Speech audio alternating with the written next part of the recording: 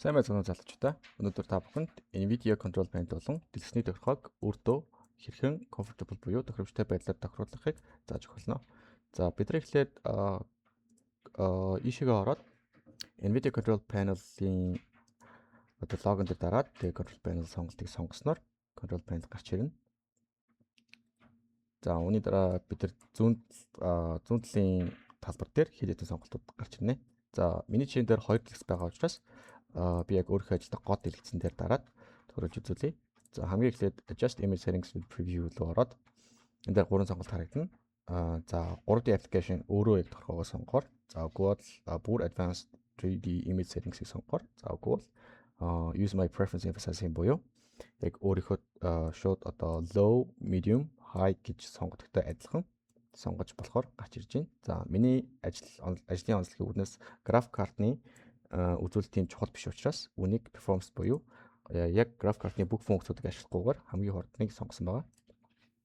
За хэрвээ график дизайн болон бичлэг эвлүүлэх болон буюу одоо илүү график картны хүчин чадал шаарддаг тиймэрхүү яг график картныхаа бүх хүчин чадлыг maximize их шаардлагатай ажил хийдэг бол энэ 3D application decide-ийг сонгох эсвэл preference emphasizing quality буюу хамгийн чанартайг тохируулснаар энэ бүгдийг илүү одоо юу график картын хүчин чадлыг илүү ашигласнаар компьютер чинь илүү сайн ажиллаж бас ажлын гүйцэтгэл илүү сайн байна гэсэн үг.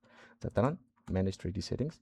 За энэхүү тохиргоог илүүтэй тоглоом тоглодог хүмүүс буюу гейминг тохиргоо гейминг төрлийн ажил хийдэг хүмүүст тохирсон сонголт учраас бид энийг орхий. За Configure Surround Phase X гэдэг tab дээр бид нар хэрвээ таны компьютер CPU өөрөө onboard буюу өөрөөр integrated graphics chip агуулсан байдаг бол энэ дээр CPU-г сонгож өгөх нь илүү тохиромжтой. Мэдээж graphic card илүү шаардсан ажил хийдгүү бол за илүүтэй илүү graphic design эсвэл бичлэг editor шаардлагатай ажил хийдэг бол энийг өөрийнхөө graphic card-ыг сонгож өгөөд apply дарах нь илүү тохиромжтой байдаг.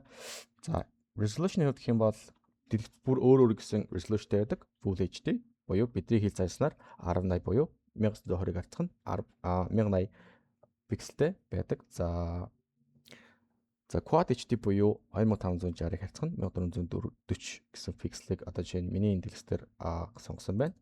За тэгээд өөр нэг ярьдаг зүйл бол refresh rate юм аа. За энэ нь Hertz HZ буюу бид нар Hertz гэж ярьдаг. За орос галгаар монголчууд Hertz гэж хэл зайлсан.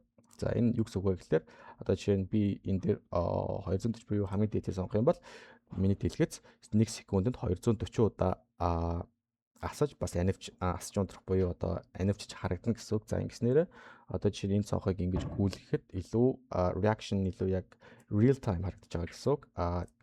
Гэрц илүү багтаа гацсмаа энэ reaction илүү удаан буюу илүү зуурч харагддаг.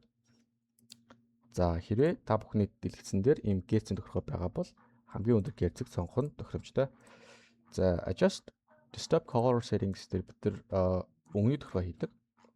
За дэлгэцнүүд үйлдвэрээсээ шууд гарахдаа Digital Vibrance 50% та гардаг. За ингэснээр өнгөний тохиргын зураг дээр харагдаж байгаа шиг ингэж харагдана. За тэнгууд ажил мэргэжлийн онцлогоос хамаарат зарим хүмүүс Digital Vibrance буюу өнгөний тохиргоог өөр гэсэн өөрийнхөө нүдэнд нүдийг илүү бага ачааллуулах илүү comfortable байдлаар тохируулж өгдөг. За миний хувьд Digital Vibrance 91% та байхад илүү нүдэнд илүү тохиромжтой таатай байдаг учраас ажлын гүйцэтгэл сайн байна гэж үзээд энэ дээр тавьдаг. За дараагийн бидний нэг ярих сэдв бол Windows-ийнхаа бид нар settings-ийг гаргаад system дотор display гэсэн tab байгаа. За энэ дотор юу гэдэг вэ гэхээр scale and layout гэсэн энэ бүлэг дотор scale гэсэн тохиргоо байгаа.